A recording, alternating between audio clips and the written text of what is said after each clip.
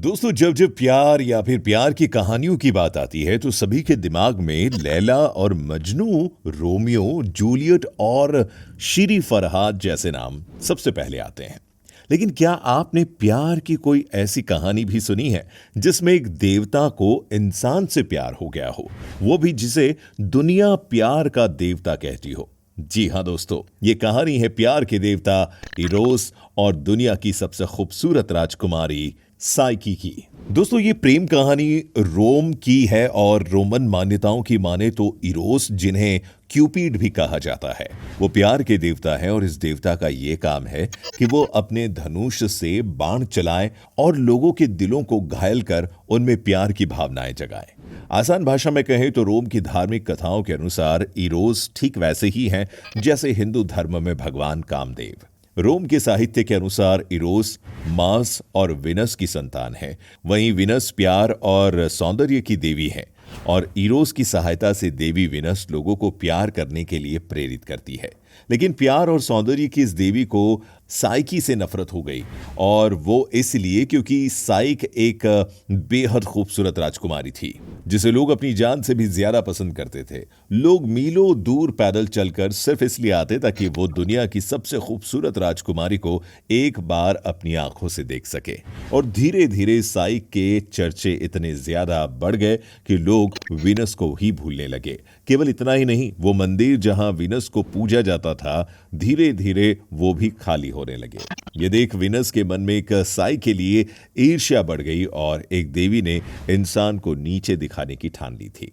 फिर क्या था, मां ने अपने बेटे इरोस को काम पर लगा दिया और कहा कि वो साइक के मन में ऐसे इंसान के प्रति प्रेम जगाए जो दुनिया में सबसे बदसूरत हो। लेकिन मां की बात मानकर जब इरोस साइक के पास पहुंचे तो पूरी कहानी ही बदल गई। जी हां दोस्तों, साइक की खूबसूरती देखकर खुद इरोस ही उन पर फिदा हो गए और साइक से प्यार कर बैठे। कहते हैं साइक की खूबसूरती को निहारते हुए इरोस ने खुद अपना ही तीर अपने सीने में घुसा लिया, वही तीर जिससे वो साइक को घायल करने के लिए आए थे। और तो और साइक की खूबसूरती के आगे वो ये भी भूल गए कि उनकी देवी मां ने उन्हें साइक को सबक सिखाने के लिए भेजा था। इधर साइक इस बात से बिल्कुल अनजान थी कि कोई उनसे मन ही मन प्यार कर बैठा है और यही प्यार उनके लिए एक अभिशाप भी बनता जा रहा है। और वो इसलिए क्योंकि 3 बहनों में सबसे खूबसूरत होने के बाद भी उनके जीवन में अब तक कोई नहीं आया था, जबकि उनकी दोनों बहनों की समय रहते शादी भी हो गई। ये बात साइक के पिता को भी उतनी ही सताती थी। लेकिन हर कोई इस बात से अनजान था कि ऐसा सिर्फ इसलिए हो रहा था क्योंकि प्यार के देवता इरोस को साइक से प्यार हो गया था, जो अब साइक को किसी और का होने नहीं दे रहे थे। वहीं इरोस भी इस बात से अनजान थे कि उनकी मां विनस कभी भी उनकी प्रेम कहानी को पूरा नहीं होने देंगी। बल्कि साइक की खूबसूरती ने विनस को इतना पागल कर दिया था कि विनस ने साइक के राजा पिता को यह धमकी तक दे दी कि अगर उसने अपनी बेटी का बलिदान नहीं दिया तो उनका समूचा साम्राज्य नष्ट कर दिया जाएगा। इसके चलते एक पिता ने अपनी बेटी को रस्सी से बांध दिया और उसे एक भयानक राक्षस के हाथों मरने के लिए छोड़ दिया। लेकिन साइक की किस्मत में तो कुछ और ही लिखा था। इससे पहले कि राक्षस उसके प्राण निकालता, जेफर नाम के गॉड ने साइक को बचा लिया और उसकी दुनिया से दूर एक दूसरी दुनिया में जाकर छोड़ दिया, जो किसी जन्नत से कम नहीं थी। एक महल जो सिर्फ साइक के लिए था, जिसे देख खुद साइक भी हैरान रह गई और इस सोच में पड़ गई कि आखिर ये सब कुछ उसके साथ क्यों हो रहा है। लेकिन जैसे ही वो महल के भीतर गई, उसे उसके सभी सवालों के जवाब मिल गए। महल के भीतर एक आवाज ने साइक को बुलाया और कहा कि माय लेडी, यहां जो कुछ भी है सब आपका है और हम आपके नौकर हैं और आपके लिए सदैव तत्पर हैं। आप अपने कमरे में आराम कीजिए, जल्दी ही आपसे हमारे देवता मिलने आएंगे। ये सुनकर साइक बुरी तरह घबरा गई, लेकिन वो जानती थी कि उसके पास बचने का कोई रास्ता नहीं है। इसीलिए उसने वैसा ही किया जैसा उससे कहा गया है। फिर वो समय भी आ गया जब रात के अंधेरे में साइक से मिलने उसके कमरे में कोई आया, एक अदृश्य शक्ति जिसने बताया कि वो उसका पति है। यह सुनकर साइक पहले तो घबराई, लेकिन उसके करीब जाते ही साइक खुद को रोक नहीं पाई और खुद को अपने पति पर समर्पित कर दिया। जी हां, वो पति कोई और नहीं बल्कि इरोस ही था, जिसने देवता होकर इंसान से प्यार करने का कानून तोड़ा था। इसीलिए उसने साइक से अपनी असलियत को छुपाया। साइक को लगा कि उसका जीवन साथी उसे मिल गया, जिसके लिए वो बेहद खुश हुई। लेकिन यह खुशी कुछ ही पलों की थी, क्योंकि सुबह उठते ही उसका पति गायब था। ये देख साइक मायूस हो गई, लेकिन रात होते ही उसका पति फिर उसके पास आ गया और फिर ये सिलसिला इसी तरह चलने लगा। साइक को महल में हर तरह की आराम थी, साथ ही पति का सुख भी था, लेकिन इसकी एक ही शर्त थी और वो ये कि उसे अकेला रहना पड़ता था, जिसके चलते कुछ दिनों बाद उसे अपने घर की याद सताने लगी। उसने इस बात का जिक्र अपने पति से भी किया तो उसने ये कहते हुए मना कर दिया कि तुम किसी से नहीं मिल सकती। और वो क्यों, इसका जवाब मैं तुम्हें नहीं दे सकता। बस इतना समझ लो, ऐसा करने से तुम्हारा जीवन खतरे में पड़ जाएगा। लेकिन साइक को ये बात समझ नहीं आई, इसीलिए उसने जेफर से मदद मांगी। जेफर ने अगले ही दिन साइक की दोनों बहनों को उसके महल में लाकर मिलवा दिया।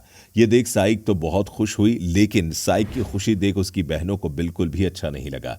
जलन के चलते दोनों बहनों ने साइक की जिंदगी में जहर घोलने का प्रयास किया और उसे भड़काया कि तुम्हारा पति इंसान नहीं बल्कि दानव है, जिसका रूप उसे नहीं पता।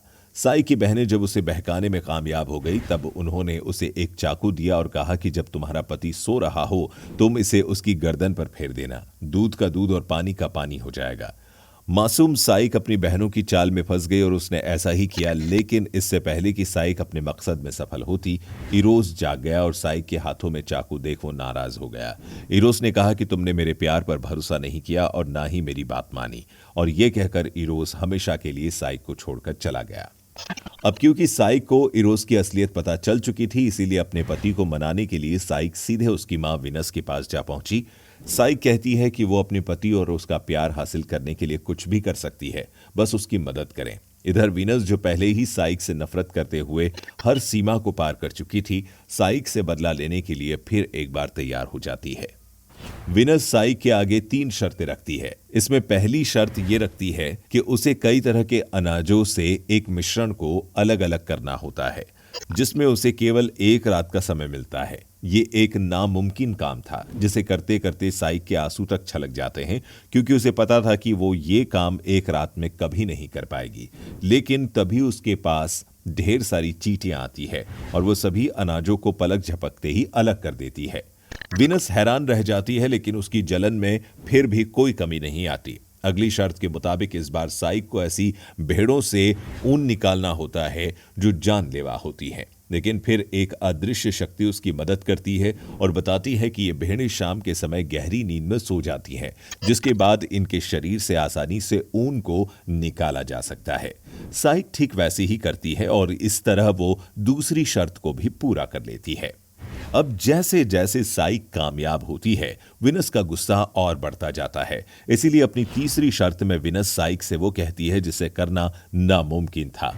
इस शर्त के अनुसार साइक को किंगडम ऑफ हेड्स में मौजूद रानी परसेफोन से एक डब्बा सौंदर्य लाना था। दोस्तों, ये भूतों का वो साम्राज्य था जहां जाने का मतलब था केवल मौत। लेकिन साइक की सच्ची मोहब्बत उसे बाधा भी पार करा देती है। जब साइक की हिम्मत को देखकर खुद परसेफोन दंग रह जाती है और उसे सौंदर्य से भरा डब्बा सौंप देती है। लेकिन जाते जाते परसेफोन ये चेतावनी भी देती है कि उस डिब्बे को खोलकर ना देखा जाए, वरना इसका अंजाम बहुत ही बुरा होगा। साइक डिब्बा लेकर लौट आती है, लेकिन बीच रास्ते में उसे ख्याल आता है कि क्यों न डब्बे को खोलकर थोड़ी सी सुंदरता वो अपने लिए भी निकाल ले, ताकि उसका नाराज पति उसे देखते ही उस पर फिर एक बार फिदा हो जाए। और इस लालच में साइक परसेफोन से किया हुआ वादा भूल जाती है। फिर क्या, साइक की ये भूल उसी पर भारी पड़ जाती है, क्योंकि डिब्बा खुलते ही उसमें से एक धुआं निकलता है, जिससे साइक तुरंत ही बेहोश हो जाती है और धीरे धीरे उसके प्राण उसके शरीर को छोड़ने लगते हैं। लेकिन इससे पहले कि साइक दुनिया को अलविदा कहती, इस बात का पता इरोस को चल जाता है।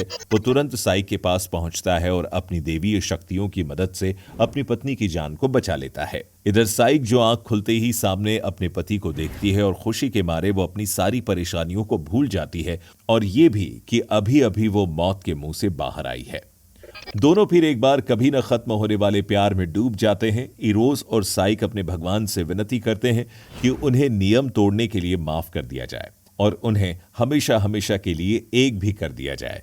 दोनों का प्यार देख भगवान जीसस भी उनके कायल हो जाते हैं और आखिरकार साइक को एक ऐसा अमृत पिला दिया जाता है जिससे वो हमेशा हमेशा के लिए अमर हो जाती है।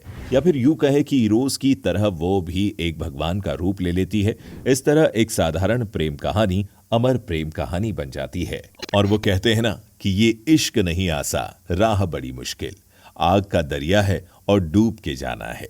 तो दोस्तों, वैसे तो ये प्रेम कहानी हमें बहुत सी शिक्षा देती है, लेकिन एक बात स्वाभाविक है कि बात जब प्यार की आती है तब भगवान को भी परीक्षा से गुजरना पड़ता है। इस पर आपकी क्या राय है, हमें जरूर बताएं। वीडियो अच्छी लगी हो तो इसे लाइक भी करें और शेयर भी करें। इसे अंत तक देखने के लिए आपका बहुत बहुत धन्यवाद।